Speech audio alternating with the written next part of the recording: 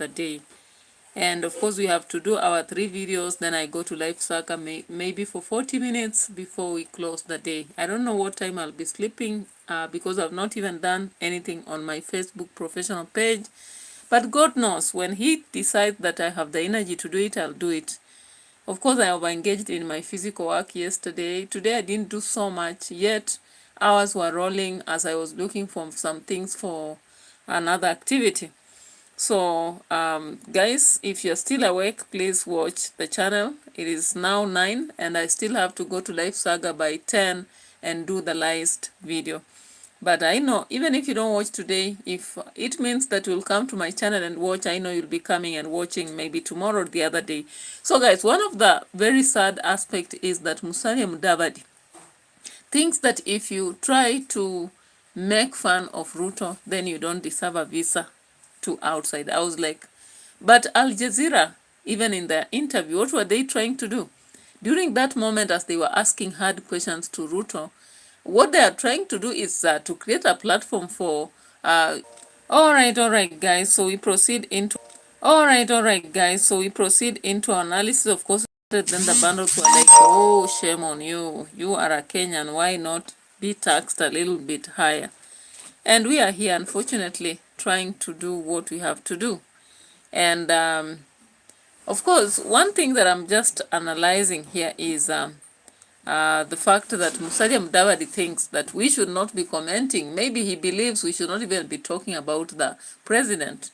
Of course, maybe some of the very vicious things are some of the videos that are spread along. I hear that there was a young man who was arrested for creating a video in which he's sitting, there is an empty plate on the table, and the president has only held a cup of an empty cup.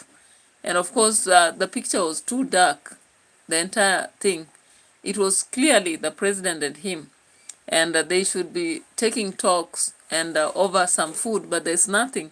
The table itself was covered by a kind of Masai sheet. I was like, hey, guys, people are very, there are a lot of comedians out there. And if I were the president, I would act like Moi. Moi used to reward such people. Though he was not standing some criticism, but at the same time, he could reward such people. We remember how he rewarded Jalango and some other people, and until now, they have had to rise up there. But it is what it is, you know. That guy should just be left and go do much out there. I don't know whether I can get that video. I may not be able to get it, but in case I'll get it, I'll show you to that. And I don't know. I don't know whether it's this. I'm just trying to check. It may not be.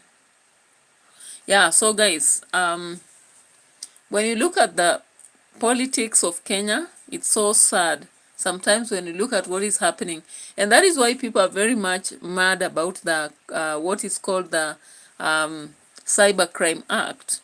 Because the Cybercrime Act is kind of twisted in a manner that it's going to create room for, you know, a lot of silence that we may not talk about so much, because somebody will say somebody made this video and it really affected me, my peace and all that, and they'll want to sue or flag down a channel.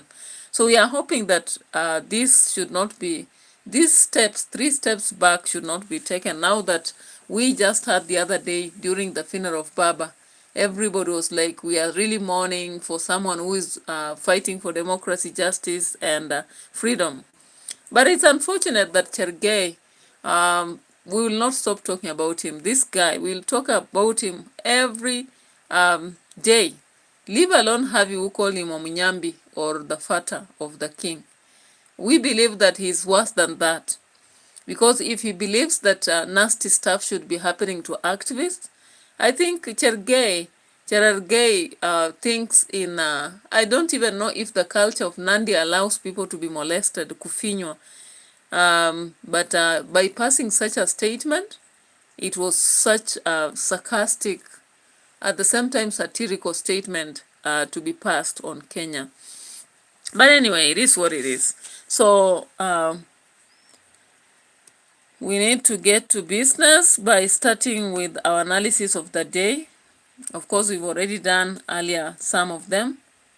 So let's just maybe listen to aspects of Tundu Lissu, and I'll be coming out to check on what Mudavadi said. Or maybe I just bring the video by Mudavadi. Mudavadi's absurd comments on young people.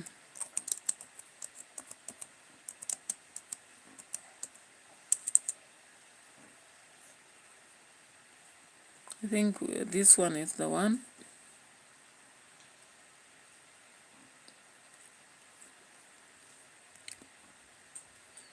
I thought it's a video, kind of. Why is it coming as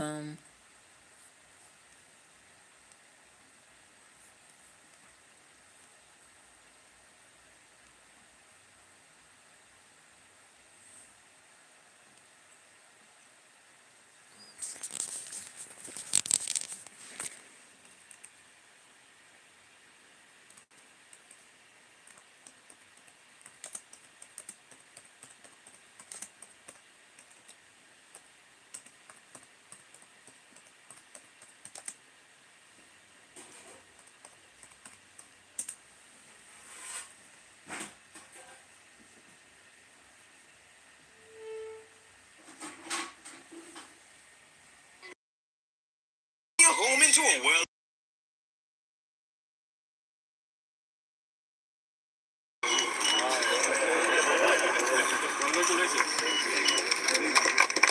Excellency.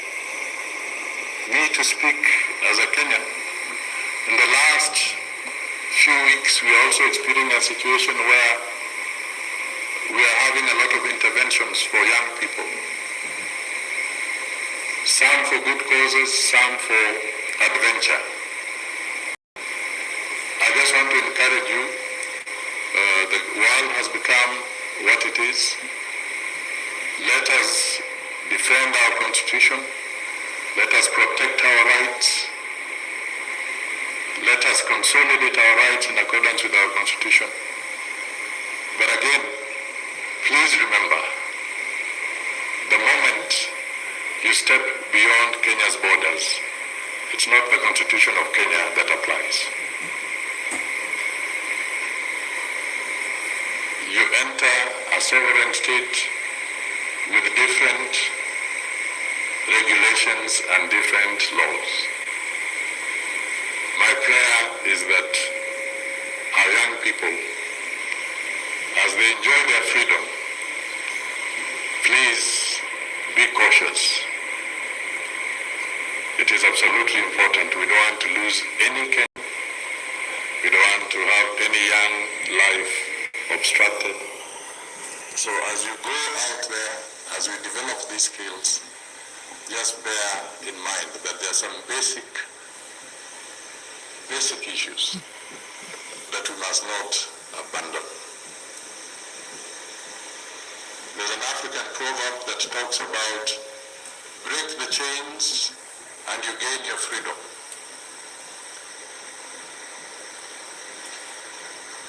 But if you cut your roots, you die.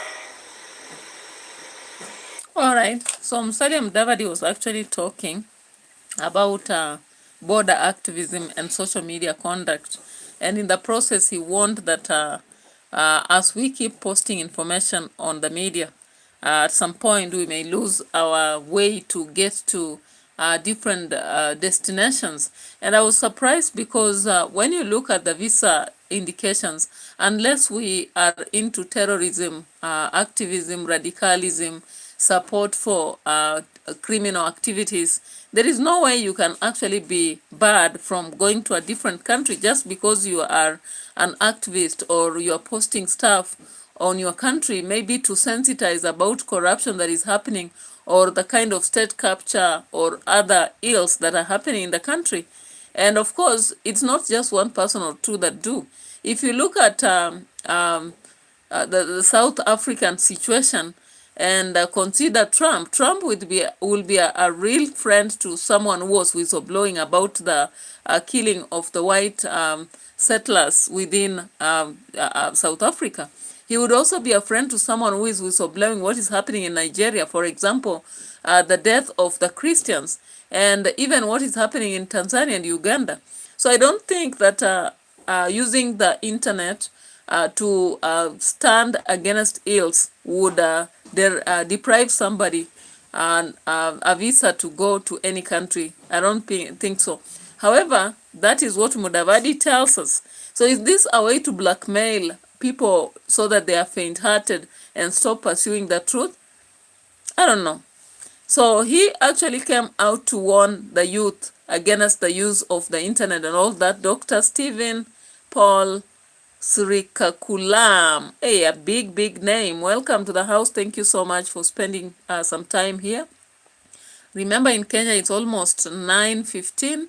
I started a little bit late, but I hate to do it because it is what it is. Sometimes when you have targets, you just have to meet them.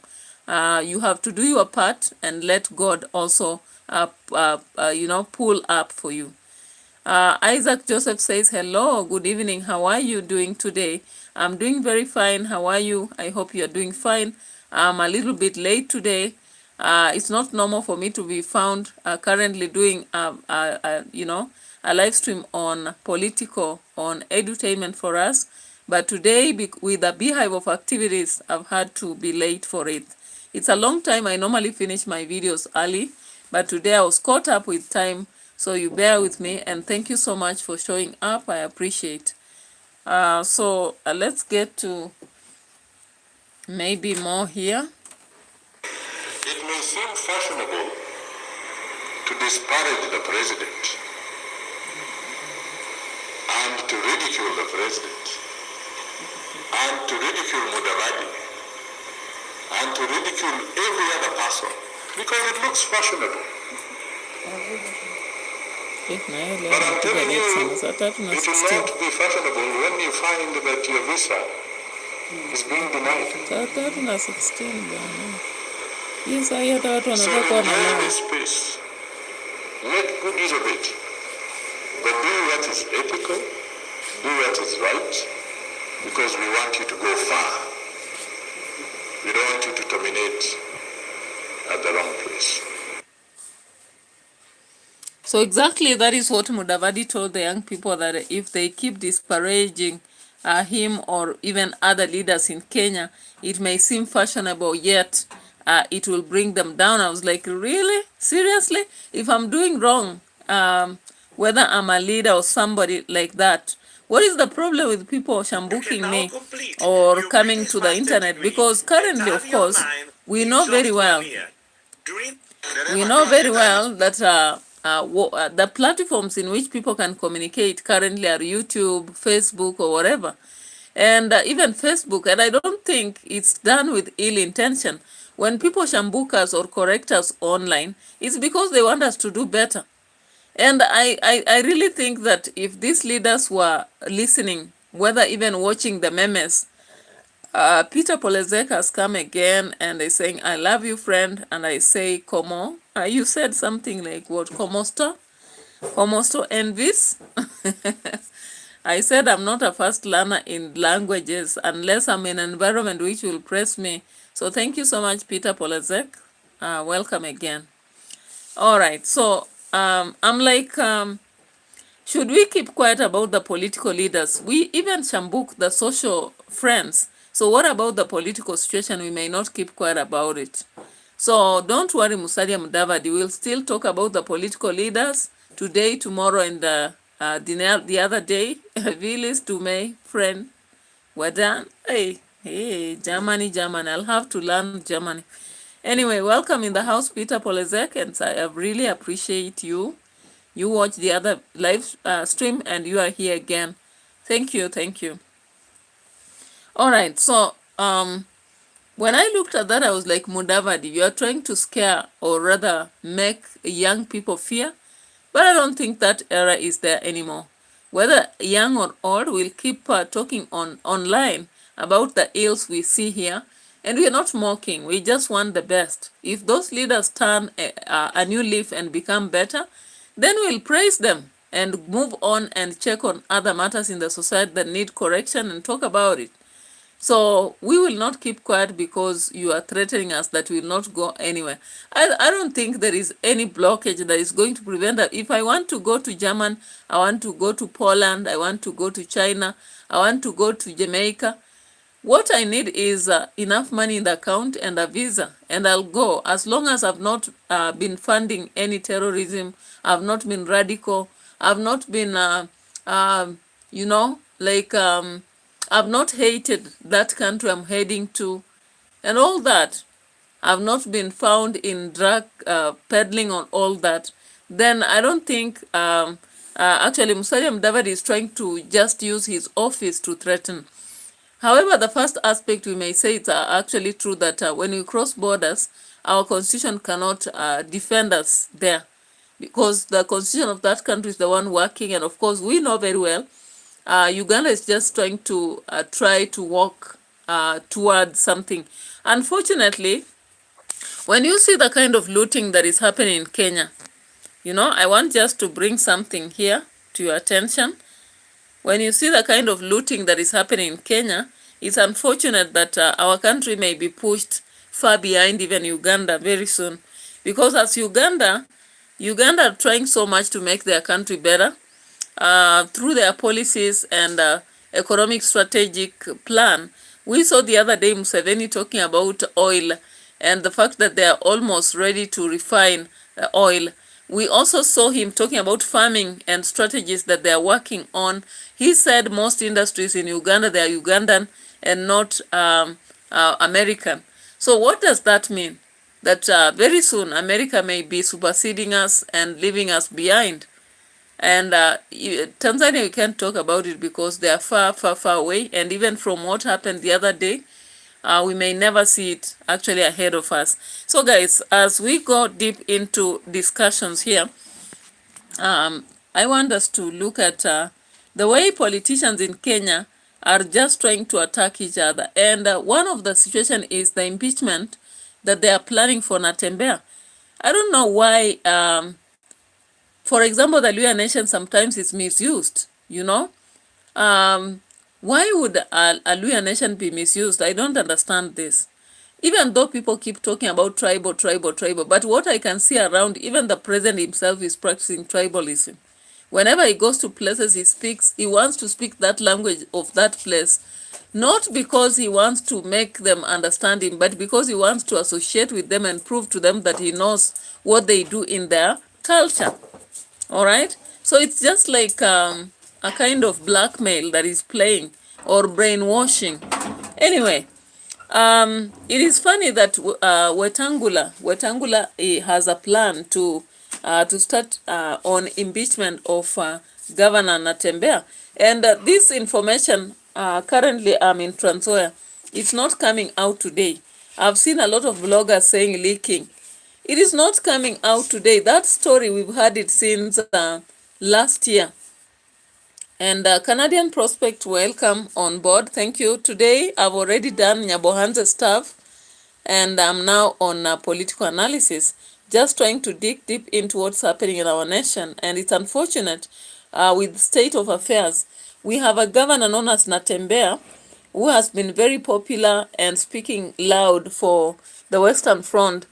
He comes from Trans Nzoia County, and it's unfortunate that he is almost being impeached. And it's a kind of saga that comes out. They create a lot of story. And we have seen that Wetangula has collected 15 MCS and wants to impeach NATEMBEYA, the governor of Trans Nzoia. This thing did not start today or yesterday. I live in Trans Nzoia County, and I heard this from last year. It was a plan that was cooking for this long time. And of course, they have been denouncing NATEMBEYA as a governor who is not working. But when I compare Trans Nzoia County currently compared to when the former governor was there, I can see a lot of changes. Even the town itself is improving, the face itself changing. We have seen also the supply of seedling, the seeds, the maize seeds, the fertilizer supply, and so many other things that are happening. Even in schools, the bursaries are happening to be given. And Even the market of Kitale improved. We saw a lot of improvement. So I don't know when we are now getting information about Wetangula, who comes from Bungoma. The current speaker has really made a lot of efforts to ensure that him and the president impeach NATEMBEYA. I don't know what interest they have in Trans Nzoia, but I think it's because NATEMBEYA has really stood out as the kingpin of Western, and they are threatened. When we look at him addressing people, a lot of crowd supporting him, and whatever statements he says, it's in focus to enhance the growth. Africa will never unite, says YouTube does not like politics. Be careful, my sister. Oh, Canadian Prosket says bureaucracy. Yeah, it's a sort of bureaucracy. Africa will never unite. I'll be careful on it. But I've seen a lot of political analysts growing up. I don't know why they wouldn't like it, but I'll see. I'll check with my other political analysts, because I've seen a lot of analysts with growing channels and following, like Lema Queenie, David Wafula, and so many others, including Plug TV, Maisha TV, among others. And I've not seen them having a problem, but let's see what to do. So looking at this, let me check on something here. So we saw this video, not video really.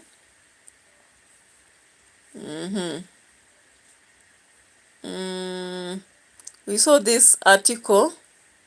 There's an article here that came out. Let's check this one. Yeah, so this is Speaker Wetangula. So this is what he posted. He said, last evening in my capacity as Ford Kenya party leader, I held consecutive meeting with a delegation of more than 15 MCS from Trans Nzoia County.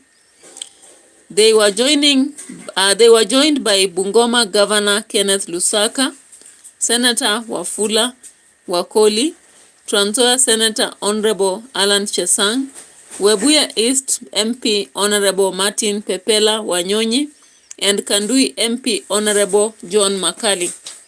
At the request of the county leadership, our discussions focused on key issues of affecting the people of Trans Nzoia, from service delivery to development priorities to political cohesion and enhanced cooperation between national government and county governments.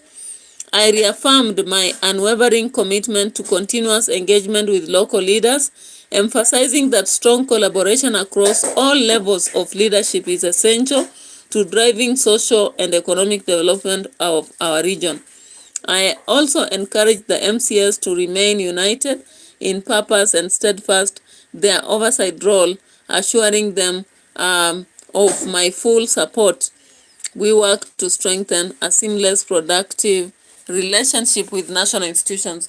So that was the message that Speaker Moses Wetangula posted 2 hours when I was watching this video. It was around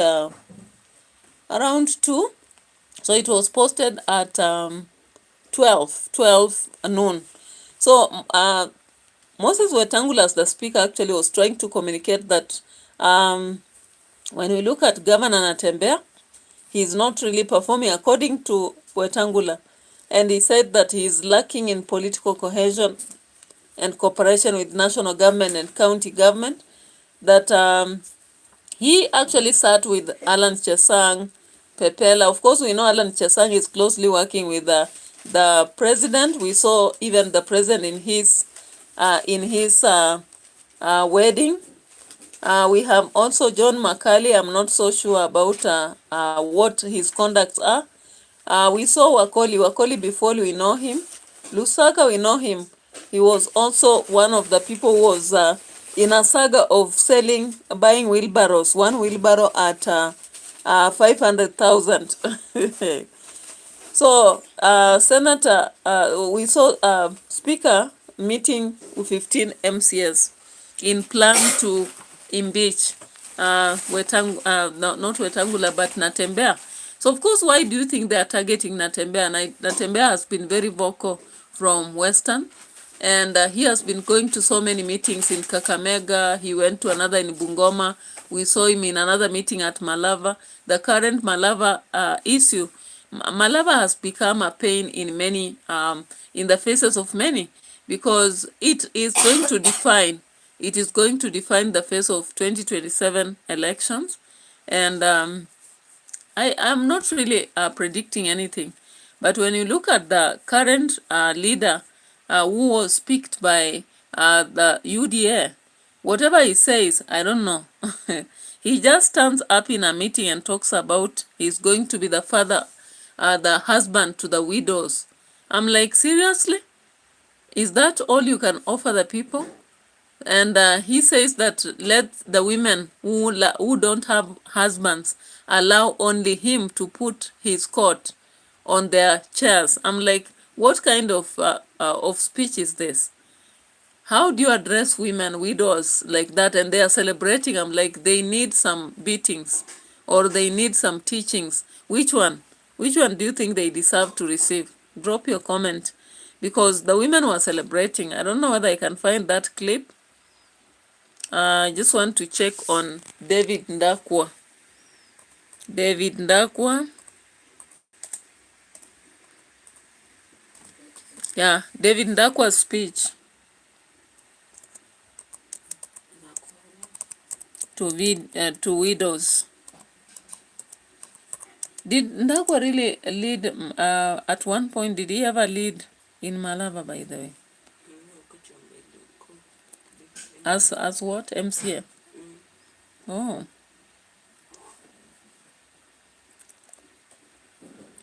So I want us to look at this video briefly.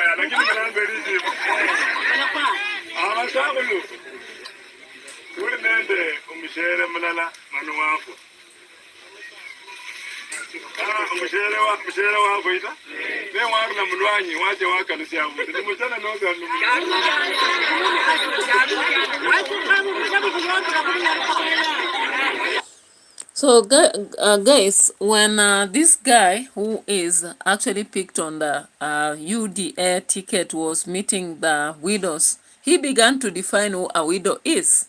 And he asked some questions, and I will also ask you the same questions because he was talking in mother tongue. So he was asking, in case a man has lost a wife and he goes to another place and inherits a woman, is he still a widower? What about if this man had several wives and only one wife died? Is he still a widow? Is he also a widower? He asked another question. In case a woman lost a husband and was inherited or rather married by another man, is he still a widow? Please let me know. So those are the very awkward questions that this guy was actually asking. Very funny questions. And he now went to Kiswahili. English. He spoke in English, or is it Kiswahili?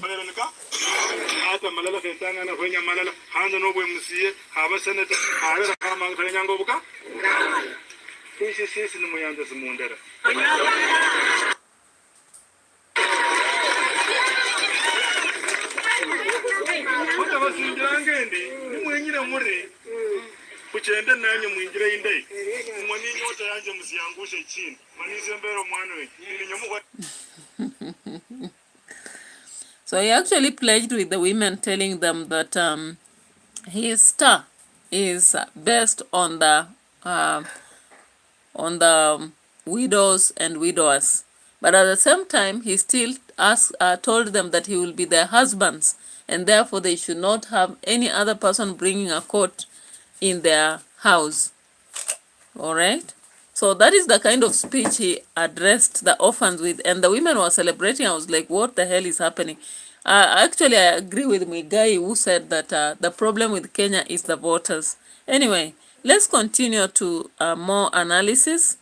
And this analysis comes with the aspect that Zaha addressed Chergei's question, saying that Chergei deserves to be interrogated by DCI because of the statement he said that people have to be fingered. But unless, after that, again, there was something that came up. And when you listen to this, the bishop, the ACK bishop, you know, Onginjo, actually blasted the president alongside the rest of the group for the pretentious aspect or act that happened at the funeral.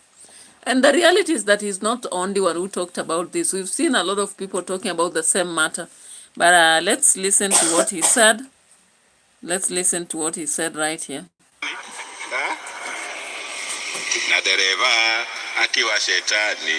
At SCK St. Stephen's Cathedral in Kisumu, what began as a that you are doing empowerment my foot. Addressing mourners gathered at the cathedral, he asked a question that hung heavy in the air.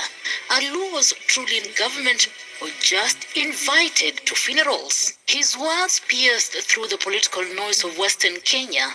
The bishop turned his attention directly to Treasury Cabinet Secretary John Mbadi and Energy CS Opiyo Wandayi, accusing them of misleading the Luo community into believing that the community is in government.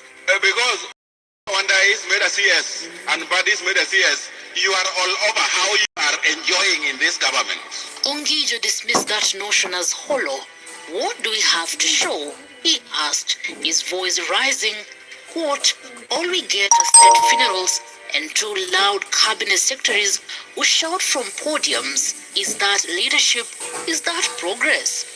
And what are you delivering by being there? Is anything you are delivering? You have become a choir and a chorus. He went on to...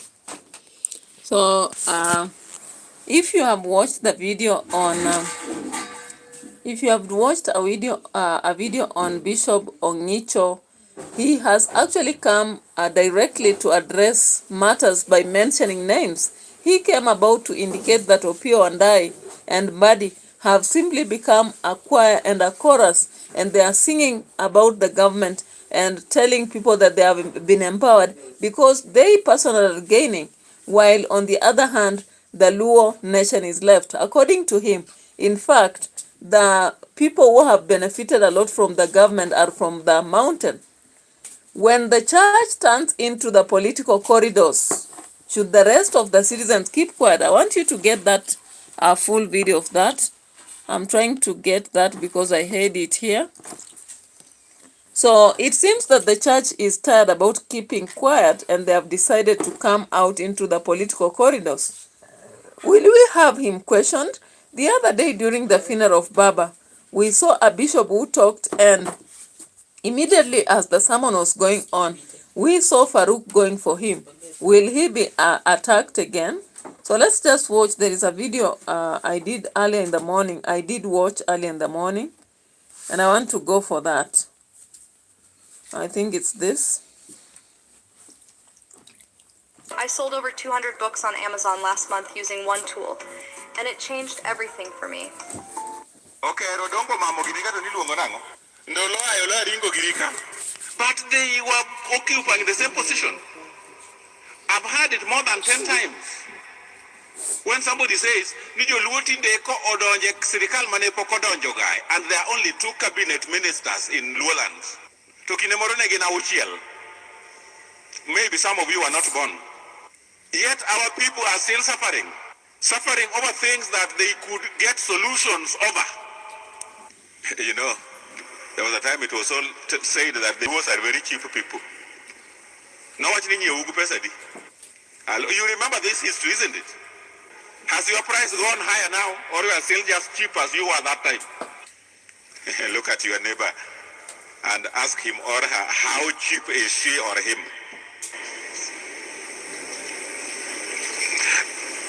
Because when Opio Wanda is made a CS and Bad is made a CS, you are all over how you are enjoying in this government.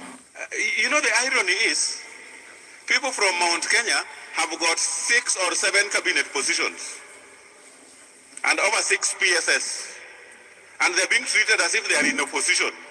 It is the Luos who are in the government. Who is mad in this arrangement? Maybe my mathematics is poor. Who is mad in this arrangement? I counted them the other day. There are about 8. The Mutahi Kaguis of this world, the Lee Kinyanjuis.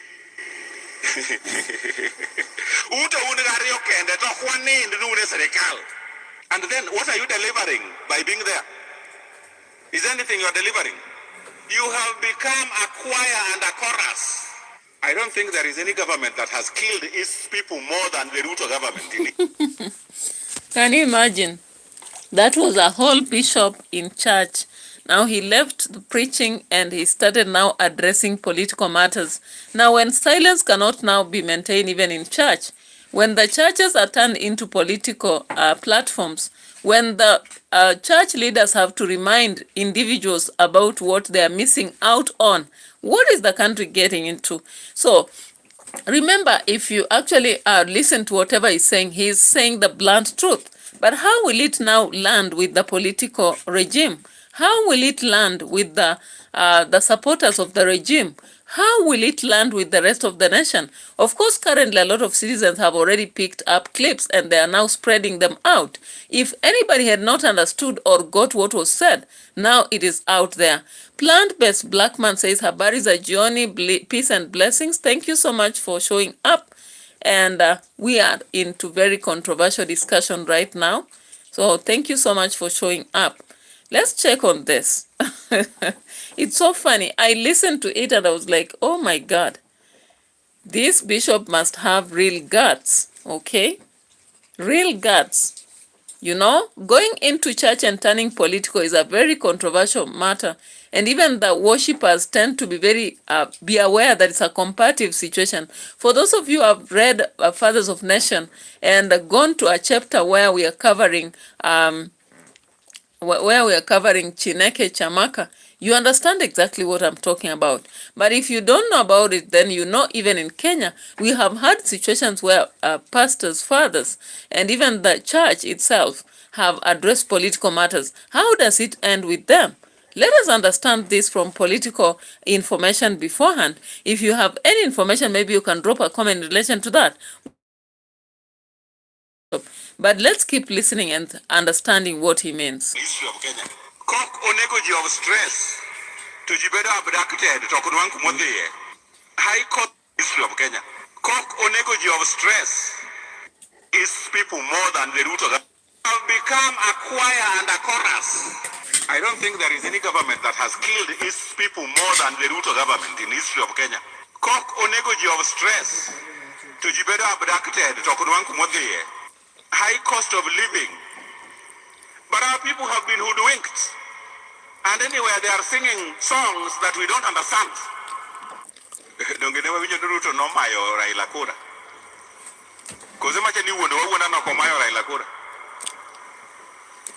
us speak the truth. Then we have been cheated at state funeral. RUTO has good meaning for us because it's giving our dead state funeral. When you die and you are given a state funeral, now everybody follows you because somebody has been given a state what?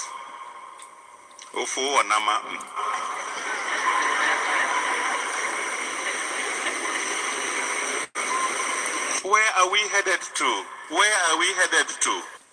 Because now this bishop actually preached for almost more than 30 minutes, and he took 10 minutes of his time to address political people. What exactly was biting him that made him think he has to cover all this information? Of course, we know what has been happening in the last 2 weeks. From the corridors of politics, a lot of people have been battling. We've had Mbadi swearing that he cannot walk out of the broad-based government. We've also heard the same from many others, including yesterday when we had a lot of political shenanigans around many other people. If I may remind you, of course, we had a very serious fight in the political space with people like Nelson Harvey and Gekwanja addressing what was happening. But on the other hand, we had another congregation, and I'm just looking for the names. Let me get them for you. We had Sam Atandi, who was swearing that he cannot walk out of the government.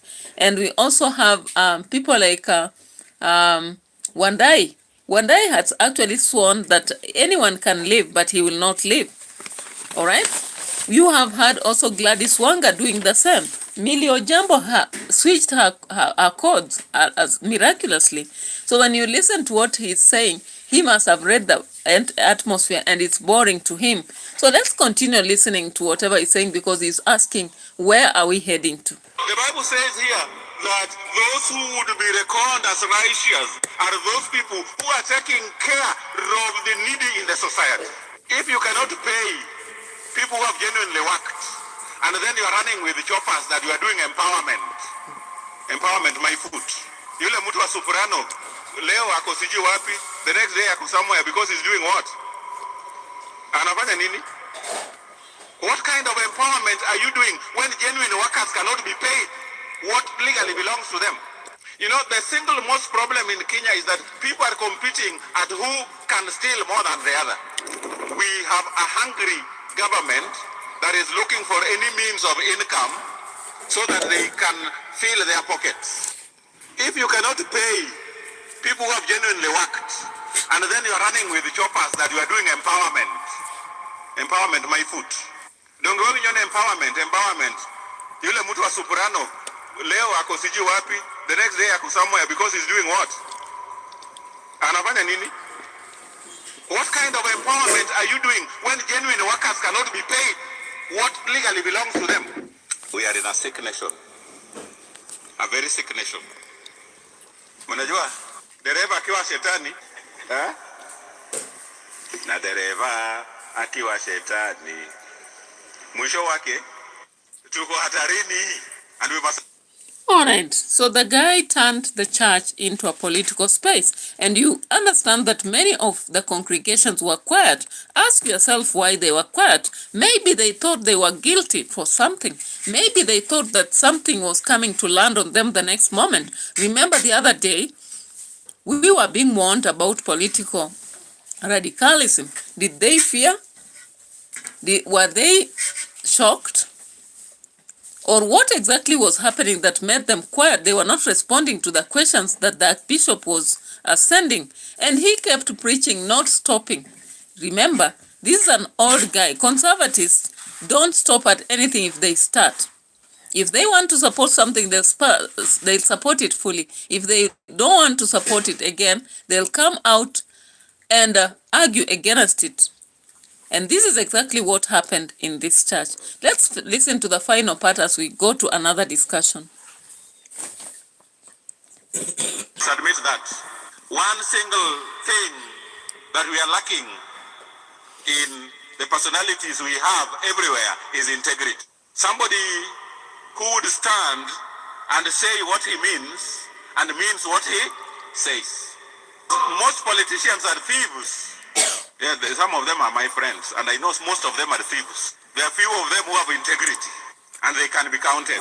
You know, the single most problem in Kenya is that people are competing at who can steal more than the other. Katakira ngojo mimi, your head of state commendation, some of them are thieves. Dungeju tunaenda kwa Migi Awards during Kenyatta Day. In that list, 3/4 are thieves, and probably they are being given commendation because they have stolen. Where is our integrity? The Bible is telling us that those who are not righteous will be thrown into damnation. and they will be sent off to eternal punishment. Tumetoka mbali na hii Kenya yetu. We are just trying and struggling to remain Kenyan. I don't know whether it is a Kenyan problem or it is an African problem. It's an African problem or world problem. Now, when you look at what the bishop was sharing, actually some of that is true.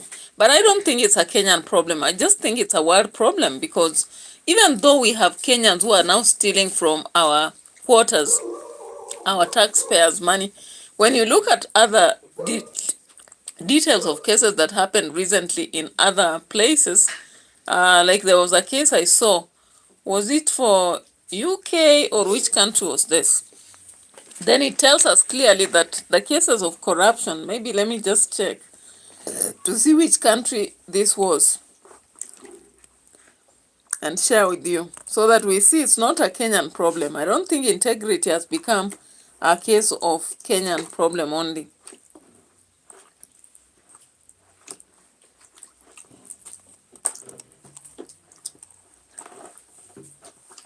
Hiyo mboga niwekea tu, nitakulia kesho. Watu wameng'ang'ania ugali.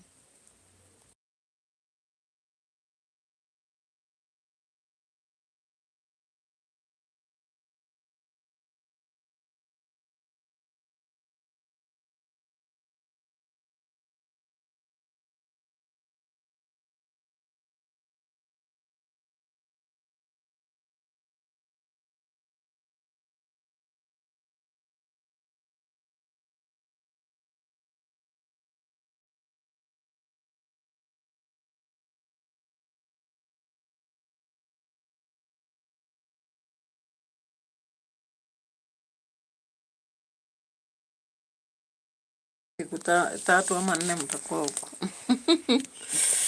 All right, guys, so let's proceed as we check into understanding that the problem of corruption, or rather lack of integrity, is not only a Kenyan problem. It's a world problem, actually, but maybe the excesses in Kenya are just too much. When we look in the world, in between 2014 and 2021, we had this serious case of Lava Jato. I don't know whether you followed up. I've seen people watching me from Brazil. Operation Cash Wash. Okay? Yeah. So a massive corruption scandal centered on around the state oil company, Petrobras, construction firms like Odebrecht, and happened that they were bribing to win contracts. Yeah. So we saw that the former president, Luiz Inácio Lula da Silva, was involved and was jailed, then later released. But he was implicated.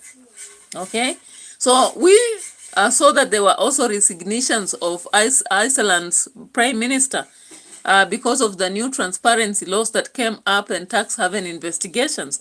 The second person we've seen is the Panama Papers scandal. I don't know whether you understand about it in the global level.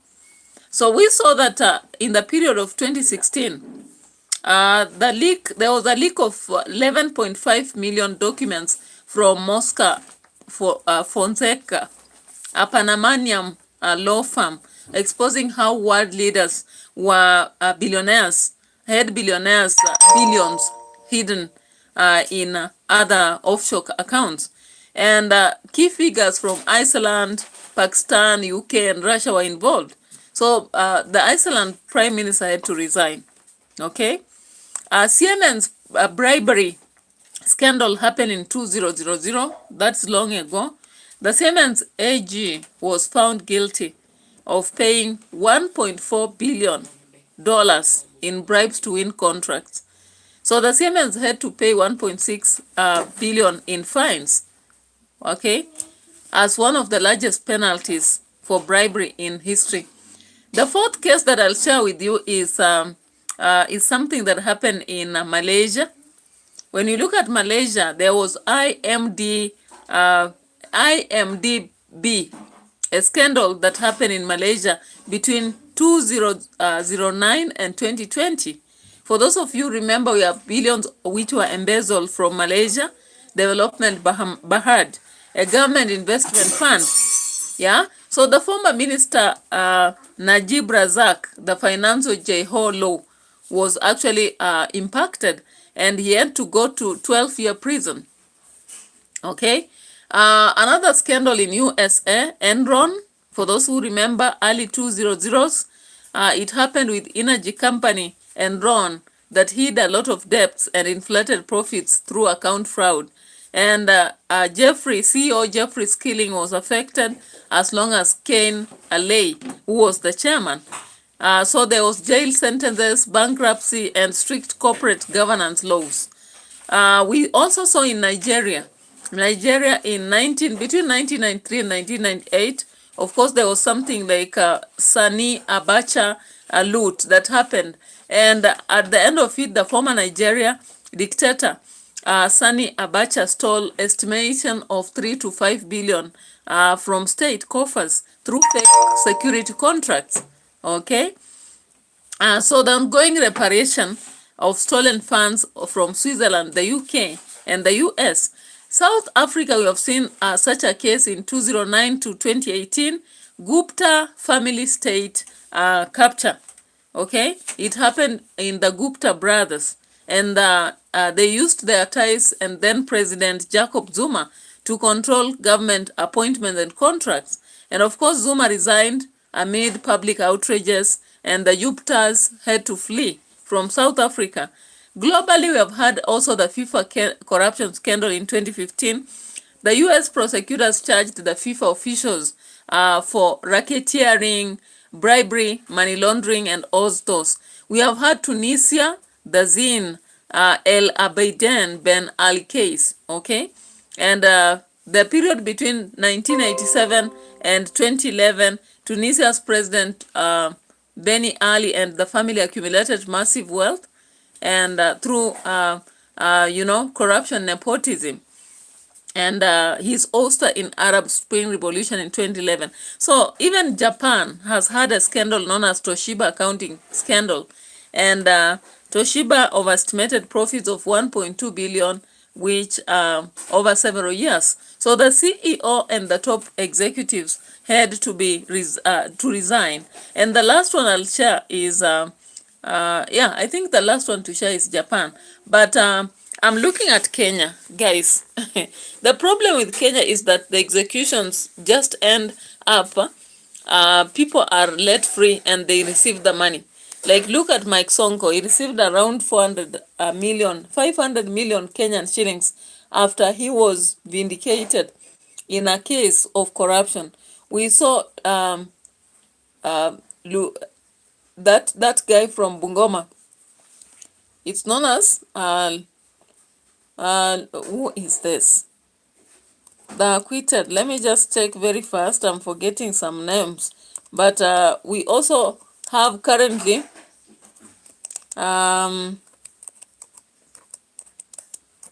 we have so many people actually in Kenya who have been found guilty of corruption.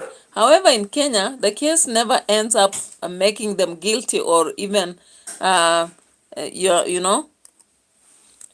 making them pay. Instead, they are the ones who are acquitted and they are paid, depending on whether they switch allegiances politically.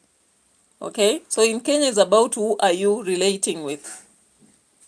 Yeah, so the first one is Kidero. Guys, Kidero was charged in a case involving 213 million. A whooping 213 million. My goodness, what am I saying? Yeah, if you don't know Kidero, he was the former governor of Nairobi. Okay, former governor Nairobi. So he was actually charged. Yeah, he was charged with a scandal, a serious scandal involving 213 million allegedly misused by Nairobi County government during his tenure of 2013 to 2017. On November 6th, 2025, the Milimani Anti-Corruption Court acquitted him and several others of 17 counts on the basis that the prosecution failed to prove the case beyond reasonable doubt. You can check on Standard and others.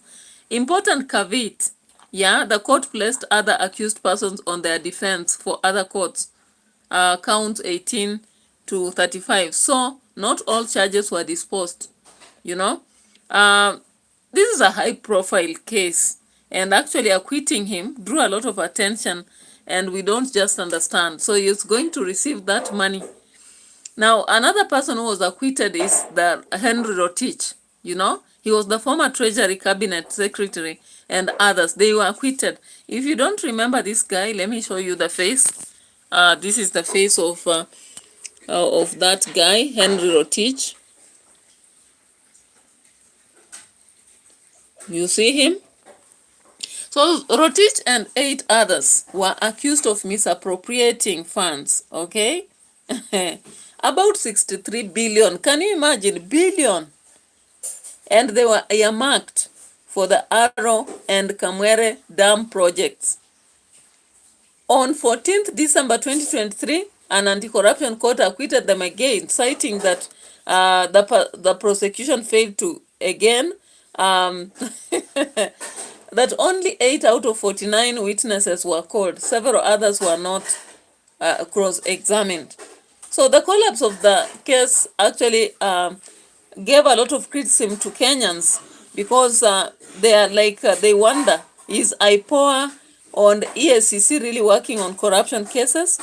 That case was Mike Sonko, who was the former Nairobi governor again. Nairobi are losing it big time. This guy, you know him, right? So Mike Sonko, you know him. So Mike Sonko was charged, yeah? Mike Sonko, as the former governor of Nairobi, he was charged in 2020 alongside others on multiple counts of money laundering, abuse of office, and allegations were involving 20 million paid to via a web tribe limited, okay? Now the court is, in that instance, acquitted him of 2 counts of conspiracy to commit corruption on the grounds of duplicity in the charge sheet. Okay? And we've had Waluke from Bungoma actually acquitted or left free, and 2 others. I can't just mention them, all of them. What does this mean to us? Integrity is a very serious matter, even in a judiciary. Now, the judiciary of Kenya is being allegedly called jury pesa.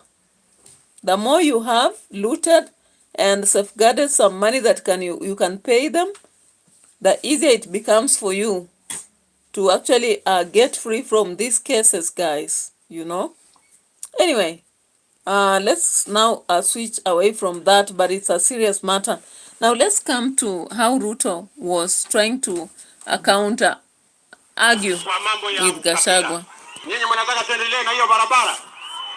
Mimi nawauliza tuendelee na hiyo barabara?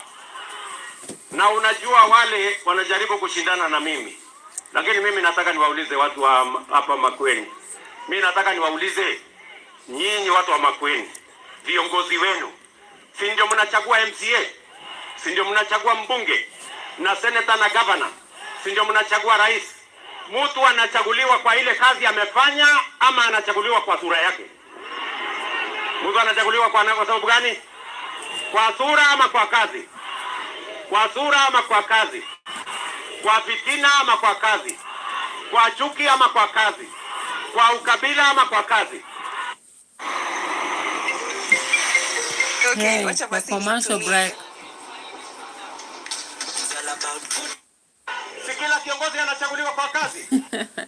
So actually now, after Gachagua was talking about the fact that Ruto should move out of office, Gachagua has come out, Ruto has come out to indicate that these people are merely tribal, you know, and they spread a lot of enmity, or what we call siasa za chuki, and they are into shares. So according to him, he will be he will be actually elected early because of his works. What do you think? Drop a comment in the comment section and let's know what you think about this. The 4-day tour that has begun in UKAMBANI. Let's hear more. Sasa kama mtu asubuhi ukabila, jioni chuki, jioni ingine shares. Oh, sijui. Hiyo watu tutawazamisha asubuhi ama tutawangojea? Asubuhi na nini? Desert Channel Explorers, welcome. Asubuhi na nini? Si asubuhi na mapema. All right, Desert Channel Explorers, welcome. So it seems that now currently the campaigns have started in Kenya and they are going wild as people respond to each other in the rallies they are going to. But I don't trust politicians. All the time they lie to us that they are giving us manifesto and plans. But at the end of the day, again, they come together and they tell us that politicians don't have permanent friends and permanent enemies or permanent friends and all that. So where are we? I think the question is about we as the voters and citizens. Where are we? What do we want? Yeah? What do we want? Where are we? That is the question I'll just pull up to everybody. Peter Poloska is still here. Thank you. Now, the 4 day starts and people are analyzing what's going on.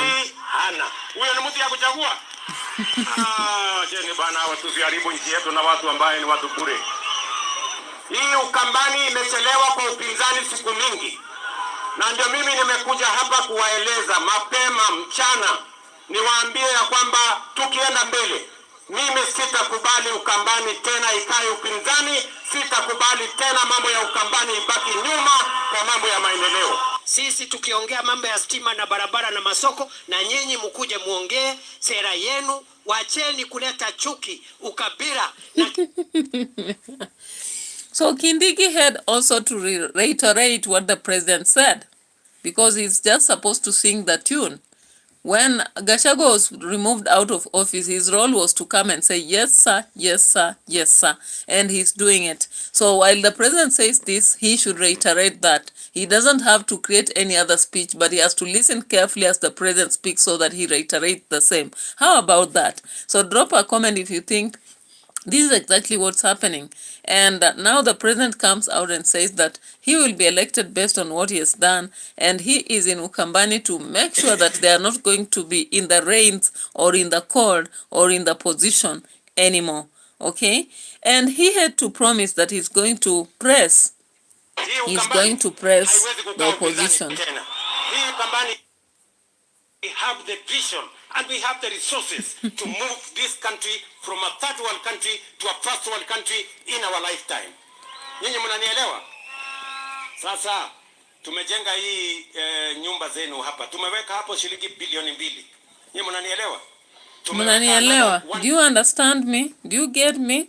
Do you follow? Are we together?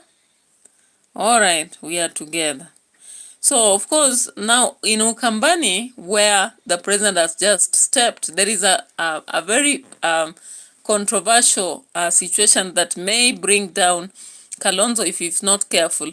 And only if Wavinya is going to work up her ways, I don't know how, it's impossible possibly, because just look at what is happening in Ukambani. Wavinya Ndeti has seemed to have done so much ills that the citizens are tired of this. And I want you to look at this video briefly. This holiday season, 10 year these home into a world adverts. of fun and adventure with StarTimes. So High Level is really picking up their game. They now have time in politics, and so with no further ado, let's get after it. So these are the top Wavinya scandals. Number 1. Apparently, Machakos County paid 962 million to 2 law firms. Our legal services can warrant almost $1 billion shillings in payment, but nonetheless, here's Senator Onyonka exposing this anomaly. How can a governor pay 962 million shillings to 2 legal firms from Machakos County for case? Which case is that you are taking to court that costs $1 billion shillings in legal fees? Is that normal? It's not normal. And nothing is done about it. And when we are telling ESCC how useless they are, they keep telling us we take the case, we 962 million shillings to two legal firms from Machakos County for case. Which case is that you are taking to court that costs $1 billion shillings in legal fees? Is that normal? It's not normal, and nothing is done about it. And when we are telling ESCC how useless they are, they keep telling us we take the case, we hand the case over to the DPP. We don't know why DPP is not arresting people.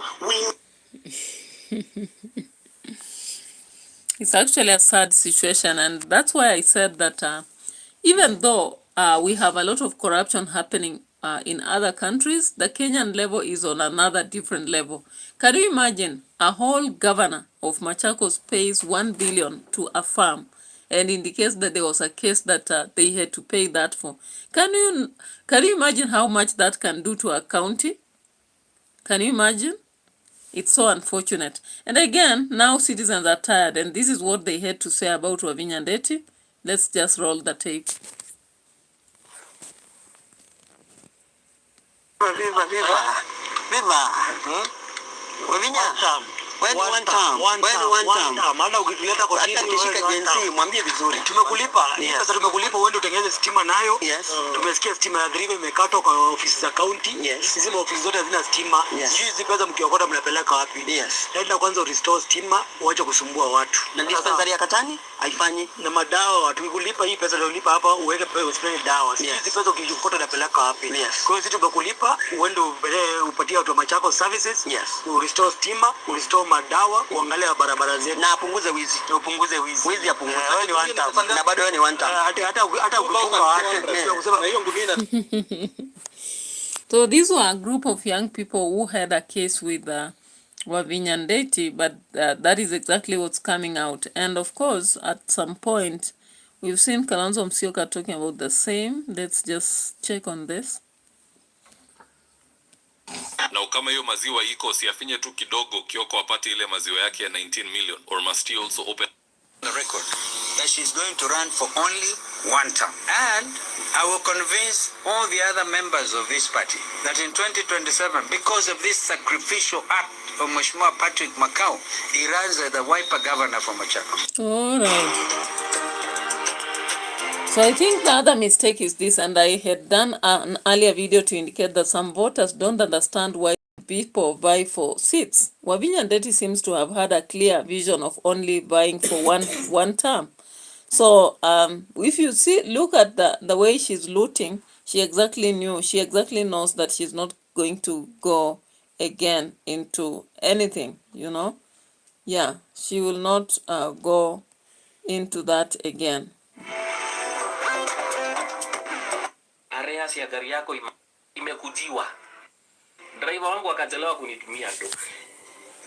So when I was waiting for the anyway, we have heard so much about that, and we want now to listen to Sifuna partly. And of course, Sifuna has been ripping Chergey a lot, especially after he dropped that statement. I don't want to go so much into Chergey, but it's unfortunate. But let's listen to what Sifuna says here. Police station. There were CCTV cameras installed in that particular station. But what we have been told by IPOA is that somebody was bold enough to disable or to mess with the footage that would have captured the moment at which we lost our brother, Albert Ojwang. And Mr. Speaker, this is the reason why context of the behavior of police officers, the context of the behavior of public officers is extremely critical. We, as Kenyans, when we passed this constitution, Honorable Speaker, we were in a certain frame of mind. Mr. Speaker, if you want to know the frame of mind that Kenyans were in, you have to go to the preamble of the constitution. And Honorable Speaker, because I like to teach, you explain what the context, Honorable Speaker, would forget these fundamental provisions of the constitution and support a situation where Kenyans are being subjected to abduction, subjected to torture, subjected to cruel and dehumanizing punishment. Honorable Speaker, there was a very serious or the representative of Kenya or any friendly country or the conduct of the holder of office whose removal from such is dependent upon decision of the Senate shall be referred adversely except upon a specific substantive motion of which at least 3 days notice has been given. The reading, the upshot, you sit in order for Senator Sifuna to refer to other matters. We are aware that Tundu Lissu is undergoing judicial process in Tanzania. It is on record. But is it in order for him to refer to such matters in a friendly neighboring country without a substantive motion, which we don't have a problem? If he brings it, it would be in order. Is it in order, Mr. Speaker? Can he withdraw and confine himself within the standing orders, Mr. Speaker, of Standing Order 120 of the standing orders? You should listen. Honorable Speaker, I wish the Honorable Cherargei listens to people making submissions on this floor. And if he can't listen, at least exercise his ability to read, even that standing order that he has read. Clearly, Honorable Speaker, although I know the names of the judicial officers who are involved in the cases in Tanzania, I have not mentioned them. Although I know the people who are responsible for torture abduction of Tanzanians and Kenyans in Tanzania, I have not mentioned them. I am speaking about my friends. If you don't have any friends across the border or anywhere away from Nandi County, that's your own problem. I have not mentioned anybody in that authority. Mr. Speaker, therefore, allow me to continue uninterrupted. The point that I was making. Speaker, we need to create a country that resembles that which we wanted when we passed this constitution. And the point that I was making as SG of ODM, still, Honorable Speaker, wearing It's that hot. color It's hot. is not what makes you a good person. Proceed. It is hot actually because the other day I saw UDA members wearing the capes for ODM, but now whatever is being displayed here is quite funny, you know, quite funny. And as the war starts in UKAMBANI, and RUTO is actually proving that he doesn't want UKAMBANI to continue in the opposition, we still see Boni Halwale standing and speaking here. What does he have to say? Let's listen as we finish our discussion. I don't know if there's anything I haven't covered. Hashim Zokale, welcome. And the majority on the majority side defending the wrong agenda. I wonder who told members of parliament that you are elected to come to parliament so as to support the government even when in its policy the government is wrong. Who told you? It is our responsibility on the majority side, on the minority side, to critically critique government policy so that we make it better. Mr. Speaker, if we do not correct the problem of these doctors, do you know it can go on for the whole year? For your information, colleagues, your child who tonight will have an asthmatic attack, God forbid, is not going to be treated by anybody else other than the medical interns at the private hospitals. Because we senior doctors do not go on call. The younger doctors, the ones you're calling unqualified people, they are the ones who are on the first line. They are on call throughout the night, so they moonlight. They go for locum in private practice so as to make up. This case can remain on this strike for 1 year because when they are on locum, they are paid better. Number two, the principle of perpetual succession. The CBA that was negotiated between the doctors those years before was between the doctors and the minister of that time. I think it was Mutahi Kagwe or somebody. So what Mutahi Kagwe and his fellow cabinet agreed is as binding as the one that Nakhumicha will agree with the doctors. And I want to appeal to Nakhumicha. Nakhumicha, relax. You are our kid sister. Relax completely. I told you, you were in Ikolomani a few months ago, and you said you're going to close Igo Hospital because you found the mortuary. You're not going to close. You're going to demote it from level 4 to some other level because the mortuary service and ambulance service was having a problem. That is not your role, Minister. Your role is to correct, to improve where it is not. I like the reasoning here. Anyway, what do you think? Should we demote people when you find errors in their duty, or should we just correct so that they improve? You know, that's a question I'm asking.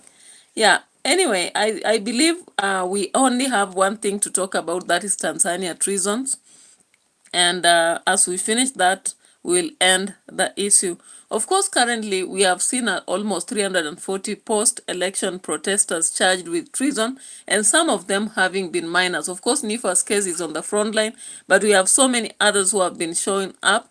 And from those who are arrested as Kenyans who are in somewhere in jails in Tanzania, they came up during interviews to share what happened. So let's just look at a brief video as we end this. During and after the election continues, with the action now moving to the courts of law. According to court records, nearly 340 people have been arrested for the political upheaval.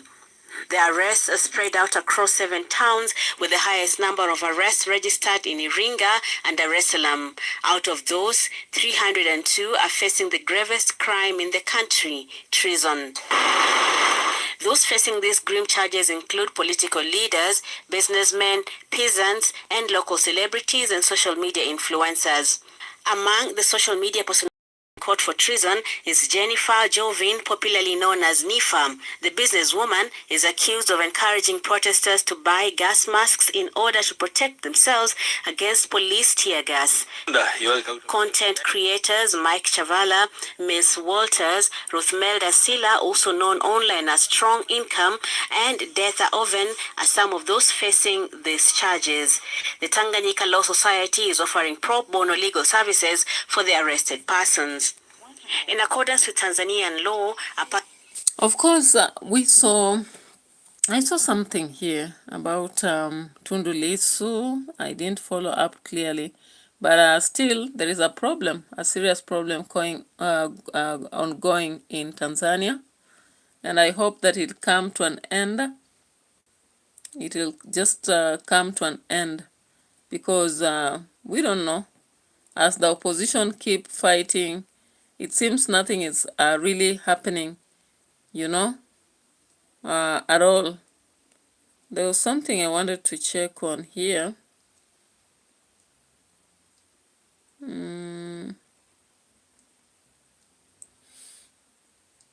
don't know whether I'll get it.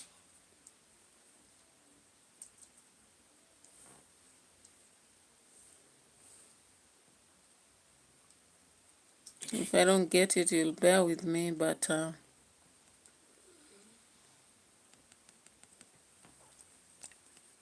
sometimes it becomes very difficult. I think it's this. Upande pekee ambao unamfahamu ilikuwa ni hoja ya mwenyekiti. Upande pekee ambao katika kesi ambao unamfahamu shahidi huyo.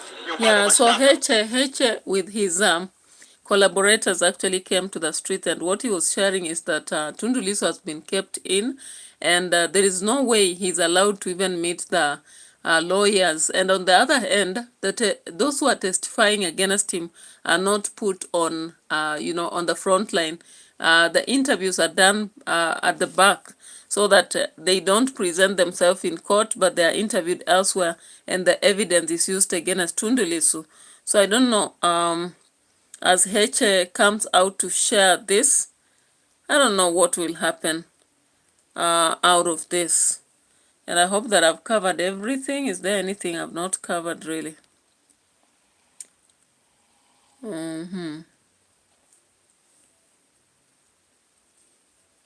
There's something I've not covered. Yeah, Diamond. Diamond, of course, has been backing SAMIA. And let's just check on this, that even after people shambuked him, he is still Platinum's backing. So I think some of the singers in Tanzania are more concerned about their views, and they don't care about what is happening. All they have to do is to keep backing Mama Samia. in their songs and in their deeds and even in their messages.